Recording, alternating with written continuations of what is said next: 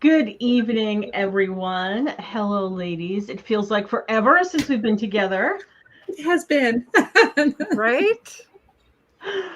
And for those joining us who do not know, this wonderful little trio we have here with cards and stars, primarily we have a broadcast on the equinoxes and the solstices, or close to those. Just kind of giving you a little heads up on the energies that are coming in. And not just the heads up, but then actual tools and practical things that you could use to help navigate your way through what we have coming in. So we have Pamela Bell, who is an amazingly talented tarot intuitive. And we have Nicole Garceau, astrologer extraordinaire, beaming in all the way from Canada. And welcome, ladies. Welcome. Thank you for having us. Hi, yes, thank you for having us. We're starting off this year. We are going to have another Cards and Stars session in March for people. And but we wanted to get in and just kind of talk to everybody about what the hell's been going on. From the end of 2023, bulldozing us into here we are now, almost late February, Pisces season. Yay, Pisces. Like, do we have a moment to catch our breath before March, Nicole, or don't we? Well, we always do. Well, right now the planets are all direct, so it's all systems go. But yeah, you're referring to that December. It was a doozy with that Mercury retrograde. It was square Mercury, and it was going in and out of Sagittarius to Capricorn, and it was like, yeah, she was a rough one. December was a blur. A blur. Oh, yeah, and incidences happening all over the place, and oh my goodness, it was just crazy. And health challenges. I heard a lot of people, myself included, a lot of health challenges or illness stuff was in December as well. I was like, well, Mercury is illness, right? I mean, sorry, Mercury square Neptune. Neptune is illness. Yeah. So, yeah. Well, they can bug her off now. Yeah. That's move along. Yeah. Move along. We're done with you. Oh my God, especially me, because it was affecting my chart personally. And it was like, is this done yet? Like, seriously? It was just a cluster. And, like for a lot of people out there too, work-related issues that demanded advocacy, because, you have that blend of issues, right? So you got Capricorn, which is career, work, authority, bosses. And then you got the Sagittarius aspect to it, which is the truth seeker, the advocate. Yeah. The philosopher, where things are weighed in law, where we like, where we, what's the word that starts with a P that I'm looking for? Not ponder, not prophesize. Holy dynamite. It'll come to you. I feel I'll just bump in here. I'm getting major spirit. I feel like the collective needs a gigantic hug. Like everybody literally needs a gigantic 6+ second hug, because that's when the oxytocin starts flowing. So if it's been rough, we're with you, people. We're with you. Yeah. Well, these eclipses have been hand in hand with Uranus too, like that are in Sagittarius and Taurus and Scorpio. So the nodes have finally moved on from there. But yeah, it was just It was a trip. I think that, we were talking before the show, and I popped you to some notes about, how I feel like 2023 on all levels was this transitional time. And it also was preparing us for things and introducing some of the energies that we're going to be experiencing this year in like micro doses. And even though they were kind of big micro doses for us and kind of hit us, right? They hit a lot of us and really, they challenged us. Getting through that and learning how to cope with that, how to respond to those things, right? How to be proactive instead of just reactive to something. All of that is prepping us. And, Nicole and I were talking about how it has that Jupiter Saturn cycle. And so everything that was happening in 2023 is preparing us for, hey folks, this is going to be happening on a bigger level for 20 years. So here's baby steps, right? Here's your baby spoon. Yeah. And so it started, and this is why people, we saw all the, more intensity, in things happening internationally, right? More clashes happening. We saw a lot of leaps and bounds in technology. And then we had AI coming in and all of the questions and concerns around and hubbub around AI. And then we had all this talk about space and space travel, and beyond space travel, space infrastructure, and talks about, the whole study of sociology as applied to living in space and under those conditions. And sociology is as we start becoming connected with beings from other places, how are we going to do that, right? There's a whole psychology around that. So that's been being talked about.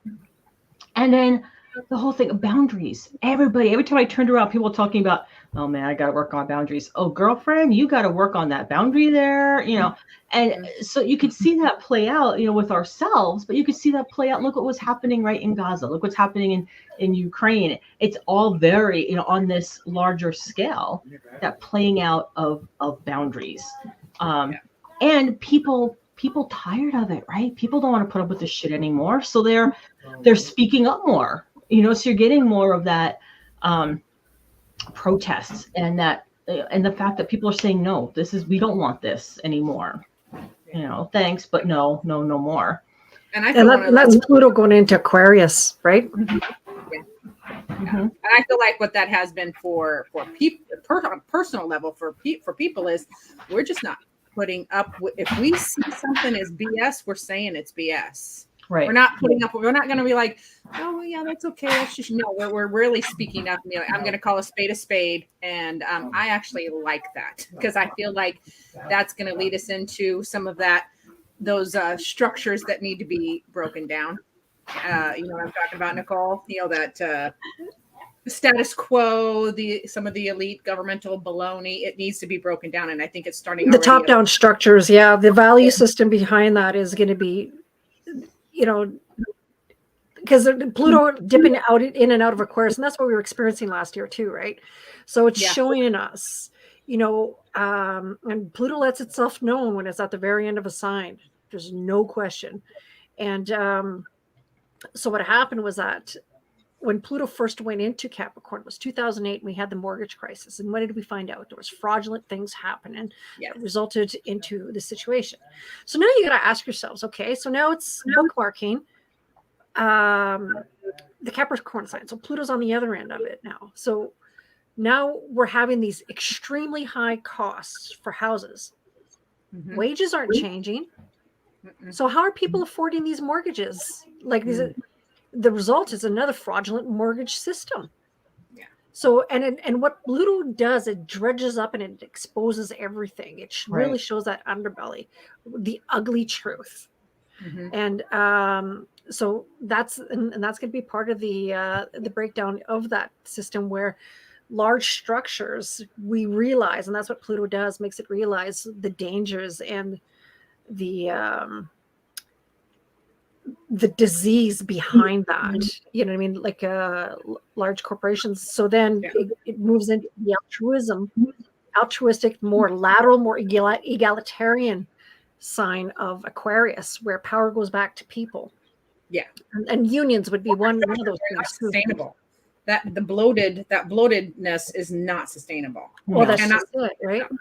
Yeah. And then just to piggyback on what you were saying earlier, Pam, about finding our voice with Uranus currently in Taurus. Taurus is the throat chakra. Okay. So it's about, and Uranus liberates, right? It's also, disruptive and all that kind of stuff, right? But it's also liberating. So it's shedding light and illuminating and awakening the throat chakra on a collective level too. Yeah. But what message do we have for people that are still kind of feeling that disruption? Because that can be really when people are then starting to maintain their boundaries, right, or speak their truths, which is, I think that's part of that boundary thing too. Speaking your truth is part of maintaining boundaries, establishing and maintaining the boundaries. It absolutely is. Somebody can disruptive to meet people. your needs if you don't tell them. Right. It's not ultra. It's not. What is that? Like being meek and mild and just taking it is not a higher calling than saying no. This is my expectation. Right. This is what I need, and then you can get your needs met. Because if you don't ask, the answer is no. Or just something to help people kind of through that, because we're still going to be experiencing that. For my take is like that first, half of the year, we're still going to be experiencing a lot of that shifting. And because that could be so disruptive, what supportive message do we have, or insight? We have the Knight of Pentacles, and that is grounded, slow and steady wins the race. Just take things into bite-sized pieces, because there's a lot of big stuff going on. It's about taking things into small pieces that you can be successful at, grounding and balancing, and knowing that it's not these changes are not happening quickly. So just hunker down, hunker down. And I'm getting my horse world reference. The trainer's laws. If you have to keep doing something when you're working with a horse, you have to do it in a manner that you can keep doing that, like holding your arm out or whatever with the flag or whatever you're doing. You have to do it in a manner that you can keep doing it until the horse has the breakthrough. And that's what I'm getting with this is like, you're going to have to, whatever it is you're working on, you're going to have to do it in pieces that you can be successful and hang in there for the long haul. If that makes sense. Because the long haul this is a long haul card, but it's also about finding that tangible tasks or projects or things that you can move forward that actually it's tangible. It's not in the pie in the sky. It's taking care of your money, taking care of your health, taking care of your people. Like it's tangible. It's Pentacles, right, which is all about home health and wealth. So, right. And I think in these the jumps in technology, because we know we're going to be seeing big jumps in technology this year, and that help, right? And people can come back to that ground, they come back to that center point. It's going to be so important, because I know one thing you're talking about, Cole, is that we're going to be having these periods of like expansion and contrast, right? Expansion and contracting. So when you get in that, that can help you, loosen your muscles and warm yourself up. But you have to be ready to act too. What planetary movements are going to be, people are going to be seeing that is going to be influencing what they see, and then what those planetary influences can they tap into to help them through those periods? Well, the thing is, like coming back from 2023, is the fixed signs are having a rough go, just because those eclipses were conjunctions, oppositions, and squares. The three strongest aspects, affecting all the fixed signs. So we carry that energy, and then so you've got this buildup of a champagne bottle, because fixed signs don't like change, and Uranus is all about change. And eclipses are leaps forward. They're rare in these signs, and affected the way they are. That's once in 20 years. Yeah. So, 18.6 to be exact. So then you're moving into cardinal signs where you're to do something, to initiate. Right. So, and Aries is all about new beginnings, and fixed signs like the familiar. So then we're asked to move forward. So it's kind of like the plant that's stayed in that pot, but in order for it to grow and flower, you've got to transplant into the new pot to be able to grow. And that's what's being asked for us. And so with all this Uranus energy, now Jupiter is coming into the, it has moved into Taurus, and it's going to align. That's once in 14-ish years with Uranus this spring, right after those eclipses. So like this spring is going to be a doozy, which we'll dive into a little deeper when we meet up again. But that's excessive leap forward. That's like, it's been, it's great restlessness. It's very, technological leaps forward. It's advancing humanity, cryptocurrencies and stuff like that. Like it affect people very beneficially on the other end of things, depending how it affects your chart, because Taurus is all about money. But as soon as we have this big, like, enlightenment, massive awakening and stuff like that, great ideas of how to make money and how to, or what you value, then you got that Jupiter Saturn square that, hey, let's keep it real. Let's expand. Let's get these big ideas. But Saturn's like, likes to contract, but that's like the pistons in an engine. So whenever I think about Jupiter and Uranus, Jupiter and Saturn together, I think of an engine.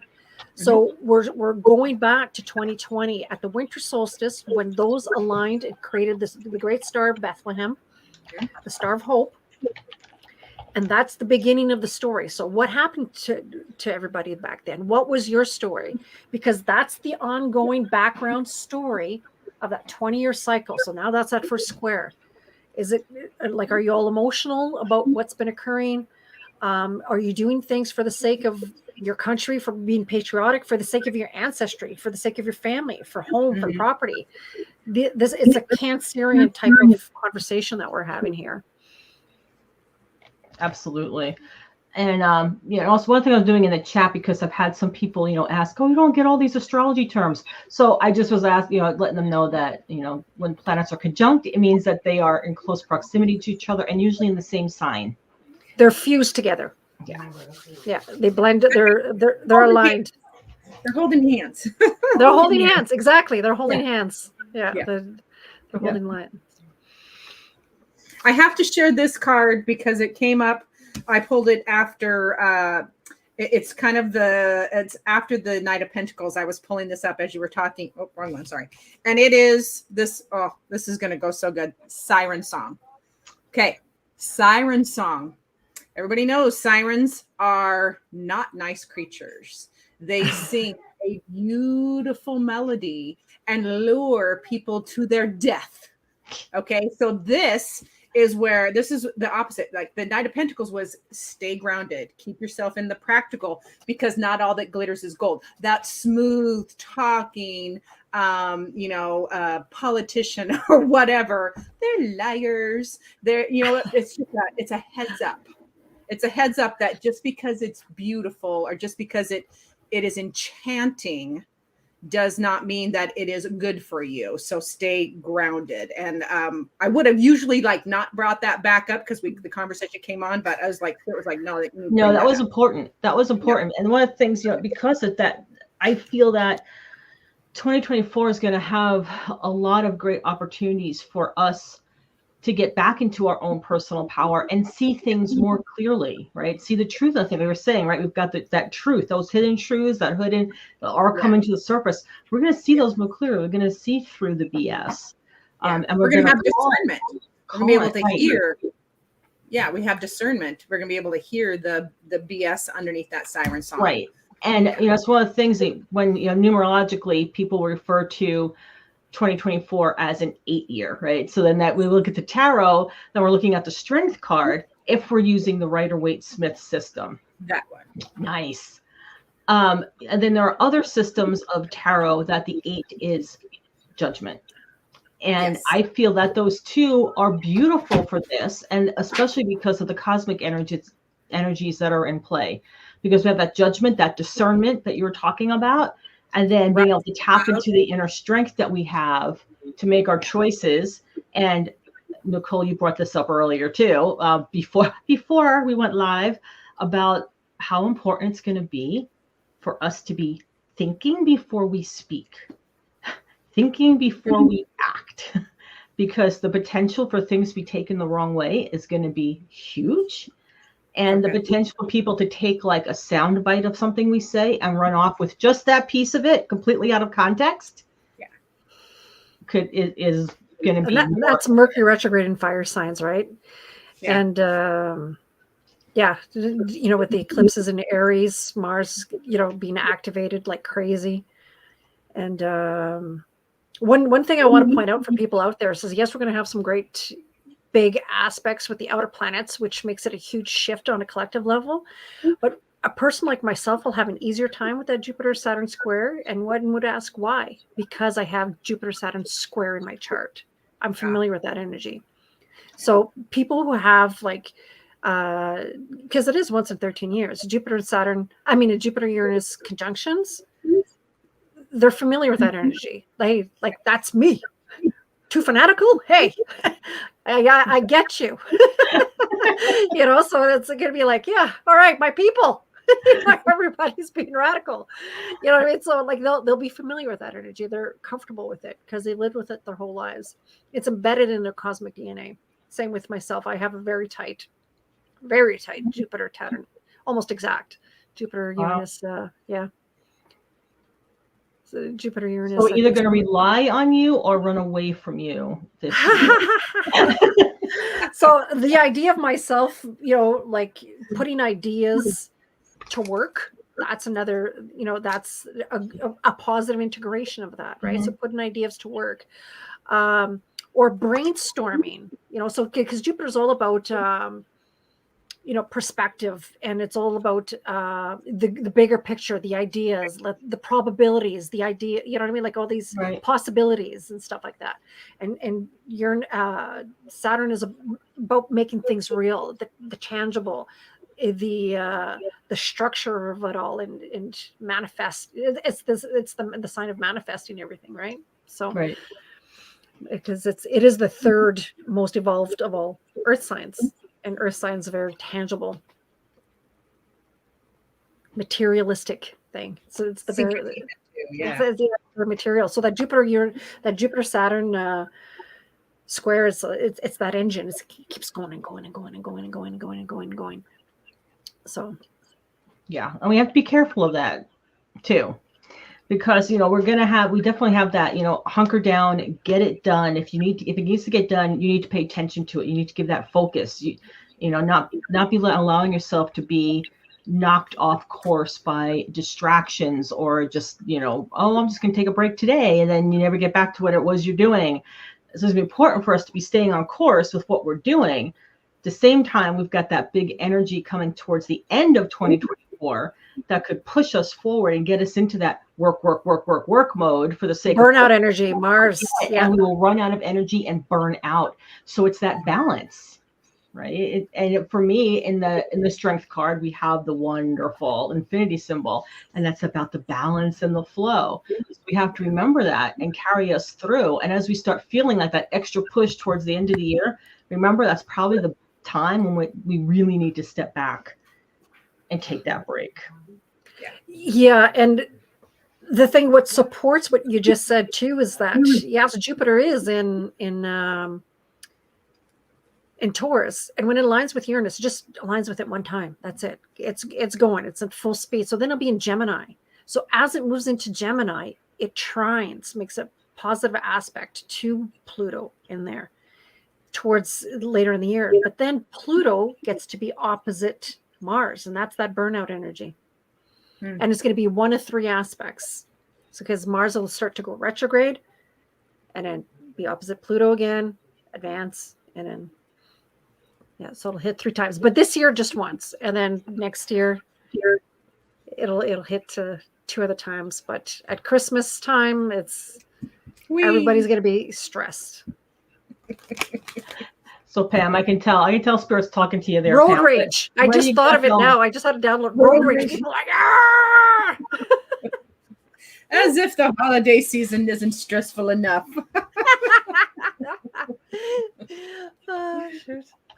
Spirit says, Ace of Pentacles, just start again. If you find yourself getting that overwhelmed or overdone or burnout, just stop, draw that line in the sand, and start again. Start anew.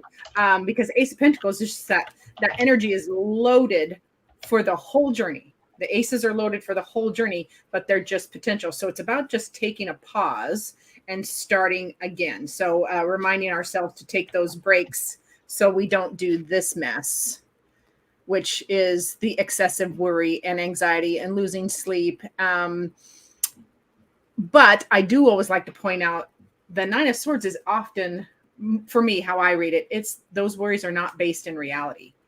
They're not. They're just intrusive thoughts. It's overtired, overworked, unhealed trauma, unmet needs. Just make those make you say all the naughty things in your head. So there's a heads up to be careful of that as we were talking about burnout. Now I want to use my little oracle deck that I absolutely love because we're going to infuse the positive into this. And this oracle deck, it's fabulous because it's horses. So Awesome. the positive is flow. So instead of that rat race, go, flow. That'll conserve energy. If you pay attention to how dogs trot, that diagonal gait they can do it for hours. Coyotes, wolves, dogs, they can do it for hours because it is efficient and they just flow. And that's what this feels like too, is just go with the flow. Find that balance point too. It's about finding that balance point and having a little more, what Spirit just whispered to me is let that energy, kind of like a wave, let the energy carry you instead of swimming against it. You know what I mean? Like fighting it. Let some of that energy carry you. That'll save some of your own precious flow resources. better when you relax. Yes. Yeah, and it's like the word that's coming to me is acceptance. Yes. Because the thing is, there's like at the end of August, yes, we have these major conjunctions and squares happening between major planets, but we also have the personal planets being in squares, a lot of T squares in this in this year. End of August, a lot of squares. Squares are pressure cookers.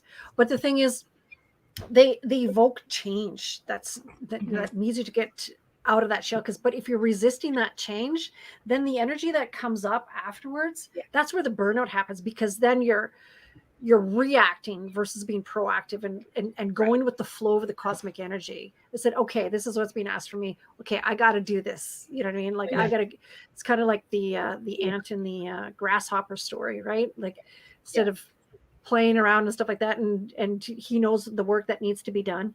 Those squares, it's like, okay, there's work that needs to be done. And then, but if like those fixed signs are, resisting all this and, dealing and getting frustrated with all the, the change and, this popping up and that popping up and not choosing to deal with things, well, then when it comes to Mars Pluto opposition, you want to have the most positive integration of that. Right. And, Pluto's intense energy, right? And it could be projecting some stuff because oppositions can play out, tend to play out in relationships, but on a psychological level, it's more about, creating that balance and harmony, that aspect, to be able to make that be productive, right?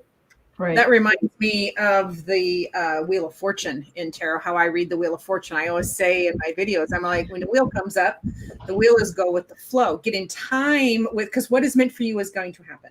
So get in time with it. Because if you resist the wheel, you're going to get drug. If you try to control the wheel, you're going to get run over. So it's that was one of my favorite interpretations of the Wheel of Fortune, is just that. Get in time with what is happening. Right. And with this being an 8 year, I think, this time, ties in getting in touch with what is, and that transition time and that flow state. Pam, would you mind kind of talking to everybody a little bit about each of the 8s in tarot? Because if we got, our tarot people here, and they may want to, because we've got 4 8s, and if they want to break that into 4 quarters for the year of an 8 to focus on, I would love to.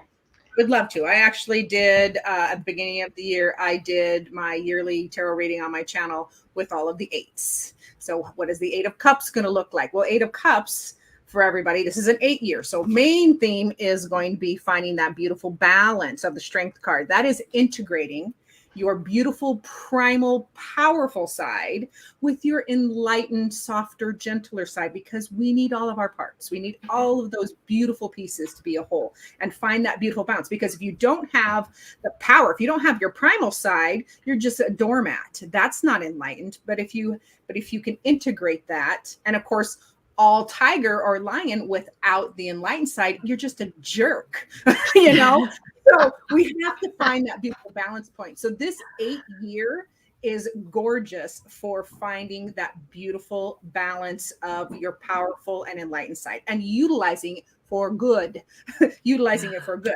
And then we get into like the 8 of Cups. So the 8 of Cups is the wisdom to walk away from emotions, people, places, or things that are emotionally empty. They're no longer serving you.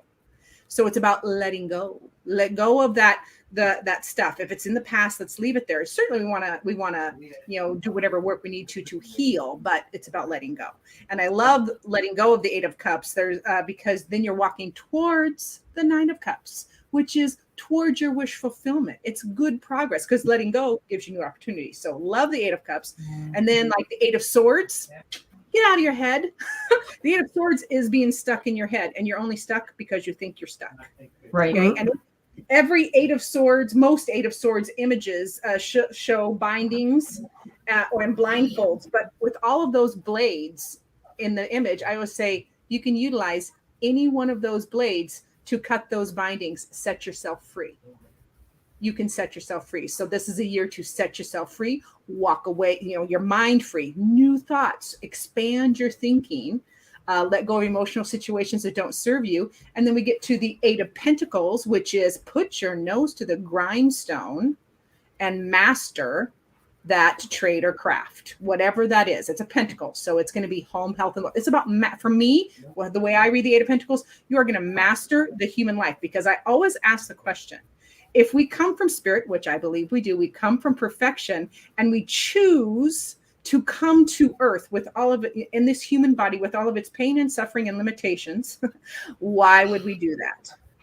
My only answer, literally the only answer I can fathom to that question is because this is important. It is that important. So that 8 of Pentacles is, let's get this life right. Let's dig in and master our 3D life. We're here to enjoy it. We're here to learn the lessons so that we can, because it brings balance. Again, it brings balance, I think, because if you only have perfection, if you never have strife, if you never have challenges, that's not a full experience. So that's another reason to experience the carnal life. And then what is our other 8? 8 of Wands. Yes, 8 of Wands, I read as blocks, energetic blocks. I know a lot of people read it as fast moving energy, but it tends to come across to me as an energetic block. Wherever there is an energetic block in your life, this is the year to handle it. And then as soon as you address and clear the block, then that energy goes whoosh really quick. So whatever, it's going to be so much fun. I can feel my people out here. It's going to be so much fun when you finally get those little aha moment where there was that little thing that you needed to move out of the way. You are going to get once you do that, the way your life or that situation or your experience about that moves forward is going to blow your mind. And I can't wait to hear about it. So tell me. Yeah. Feedback. We always love the feedback on here. Yeah. So all of the 8s, what it calls to mind for me, and you touched base a little bit on it, Nicole, are the Mercury retrogrades that will be happening in fire signs this year. Mm-hmm. So Aries, Leo, and Sag. And, a lot of people are like, oh my God, Mercury retrograde, But like, Pam's saying, we're trying to put a positive spin on these energies and see the other side of what could be going on. And because those are happening those Mercury retrogrades are happening in fire signs, it gives us, it provides like a gift of giving us a mental upgrade that we need in order to adopt what you were saying about those, that new and healthier life philosophy, right? Changing our mindset, upgrading, remaining more open, being able to have that flow because of that, because we're going to be having those retrogrades happen in those signs and kind of igniting those signs a little bit. But that's what those signs can do when they get ignited, right? They ignite, our brains get ignited, at least mine does. Well, it's very creative energy, right? It's very it's fire, right? Vitality and stuff like that. And I feel Mercury retrogrades in fire signs are extremely important because instead of burning through things fast, you want to be able to reevaluate. Like when you create something, you got to go over it again. You know what I mean? And make sure you get it right. Make sure, you know what I mean? Like dot your I's, cross your T's, and think it through, get different perspective, you know, and all that's, you know, important. And especially in Sagittarius too. You think you're right. You know, the Sag is, oh, I know it all, you know. But then, you know, that's the reason why we philosophize and we theorize, right? And Mercury retrograde has us revalue and rethink these thoughts and reevaluate the truth. You know, that's what courts are for. You know, let's get down to it. You know, and then and well, in Aries, you know, you sure you want to start this? Right. So yeah, they're really important. And the thing is, Mercury rules the lungs, and you know, it's like I said on my Mercury retrograde video chat, like video for Mercury, a guide to Mercury retrograde. It's to take a breath, to pause. Like even vehicles, everything that's ruled by Mercury, you need to recharge the battery of your cell phone. Yeah, we need to be recharged as well. We need to take that breath. So no matter what sign it is in, wherever it's falling, that's the importance behind Mercury retrograde, right? Absolutely. My hubby would call those, my husband would call those after action reviews, AARs. So after an event or a party, it's a military phrase, after an event or a party or whatever, they always write notes. How did it go? Yep. What needed to change? What are we going to do again? What are we going to do next time? So how many of us really take advantage of an after action review or that little note taking after an event or after an experience? I think it's Mercury retrogrades are a great time to do that. Mercury kind of forces us to do that. It does, you know, and I've been hearing more and more people in the cartomancy world that, you know, pull daily cards. They may pull one in the morning and kind of get an idea of the energy of the day, but when they're doing their serious journaling, they're pulling cards at the end of the day to do that review. Yeah. You know, so even if you don't get in the habit of doing it every day, you know, tap into the power that the Mercury retrograde offers us and try applying it then. You know, that's my little recommendation for people that are looking, you know, that want to reevaluate, because we're all here about, you know, bettering ourselves and therefore bettering the world around us, right? The people in the world around us. Yeah. So Pamela, because it's Pisces season, yay Pisces! For 4 weeks, I love Pisces season because I just feel everyone, you know, just feels a little lighter to me. Even though Pisces, you know, they're emotional creatures. I just feel it's really Pisces season is magical. I feel the lightness in Pisces season. And my dreams tend to be pretty vivid and intense and amazing anyhow. But during Pisces season, my dreams are like off the charts. And I like it. It can be intense sometimes, but I really like it. And of course, the imagination gets piqued, and that will feed then our creativity as that's increasing. And then there's that whole aspect of Pisces that gives a little boost to that mystical side of ourselves. And I think that's important. So I'm curious what message Pisces season has for everybody.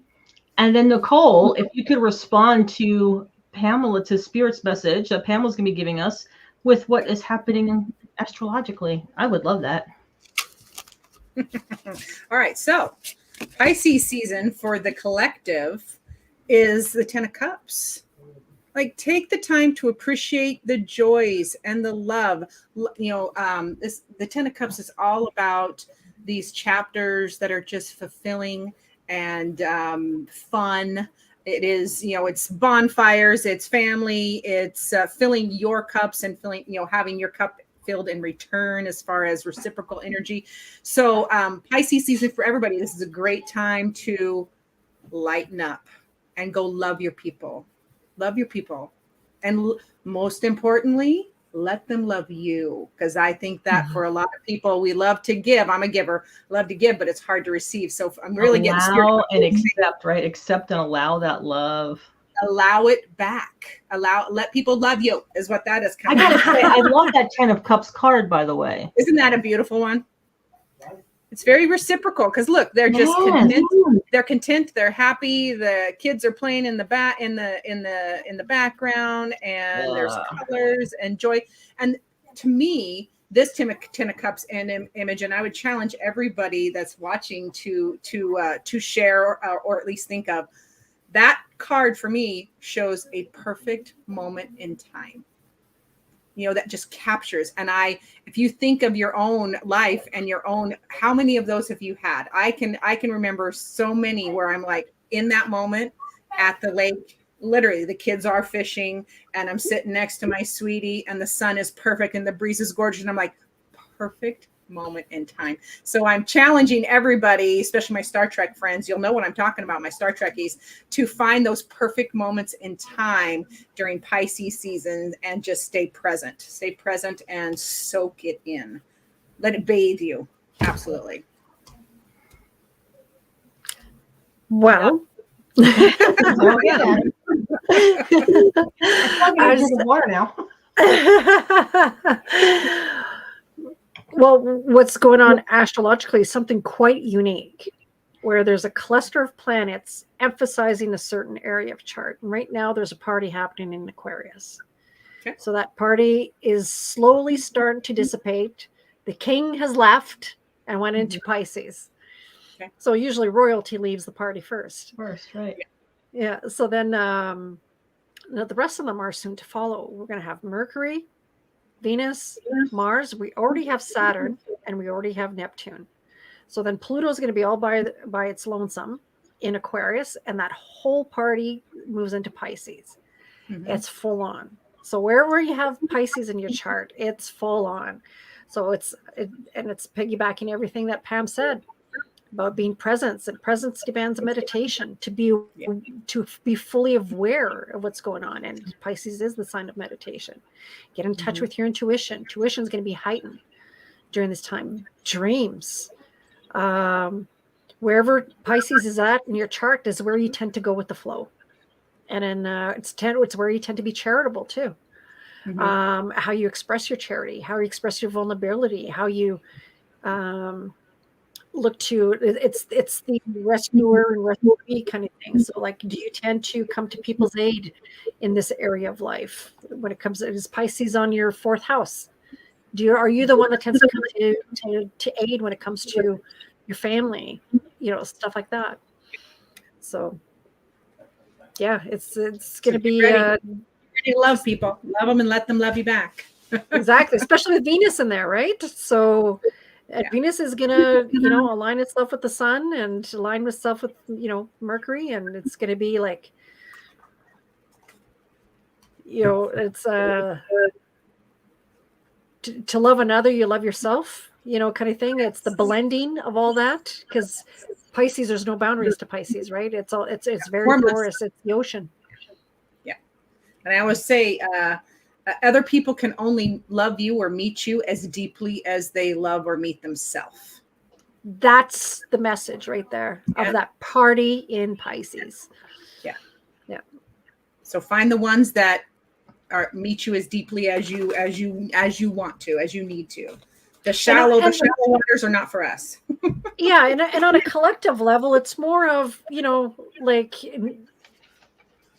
being more compassionate and empathetic. Yes.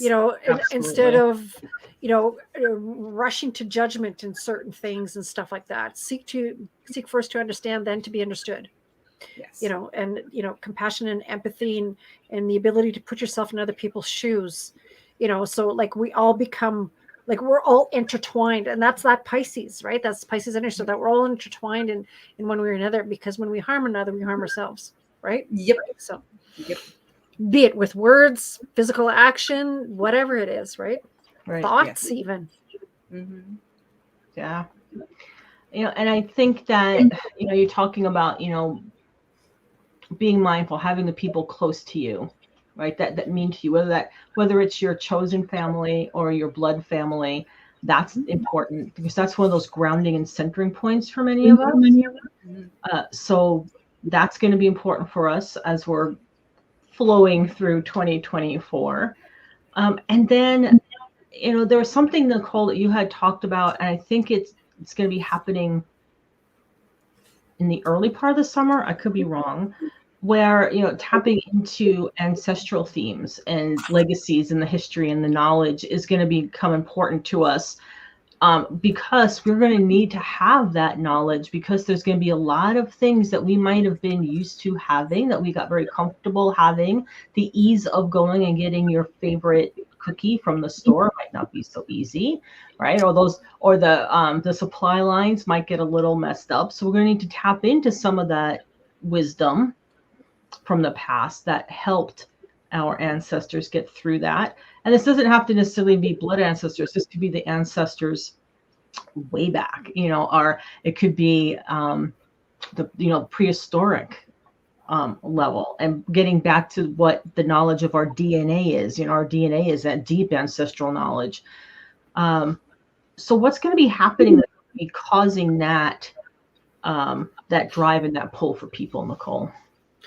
Well, it's the story that's been unfolding, right? So with the Jupiter-Uranus conjunction, now we got to think about it's happening in Taurus. What does Taurus rules? It rules the farmers.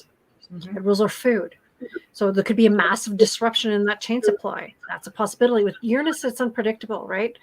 So it could be a massive uprising with farmers. It's also our value system.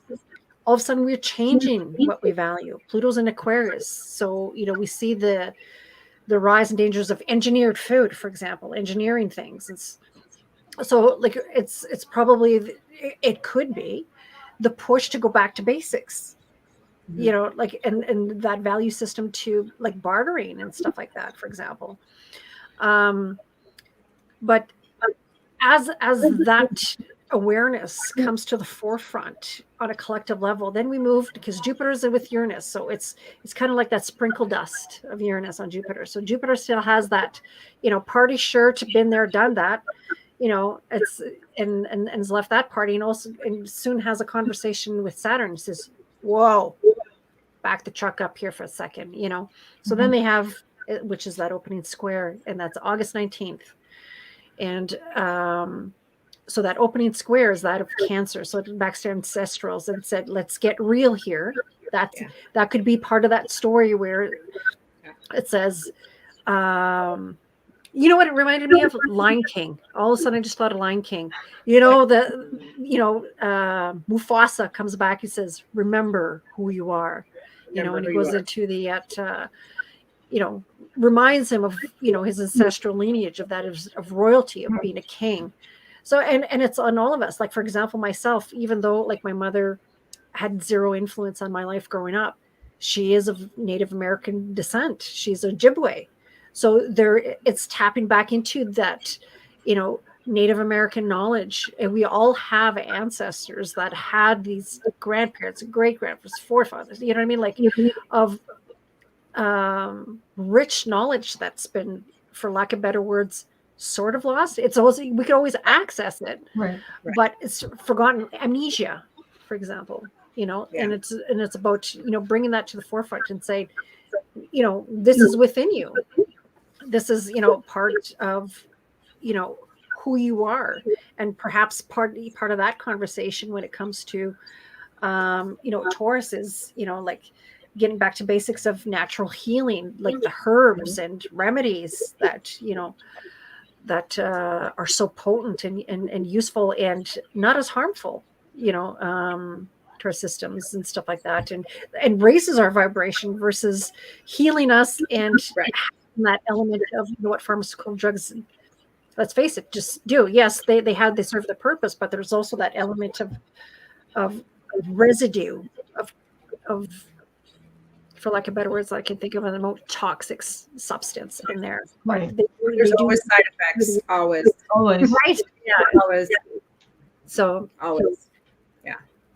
Yeah. But yeah, that's part of that. But part of that lesson, get in touch, to the roots. And actually, one hockey parent shared a story with me because they were wondering what I was drinking. I was drinking some tea, and I said I never get sick with this tea.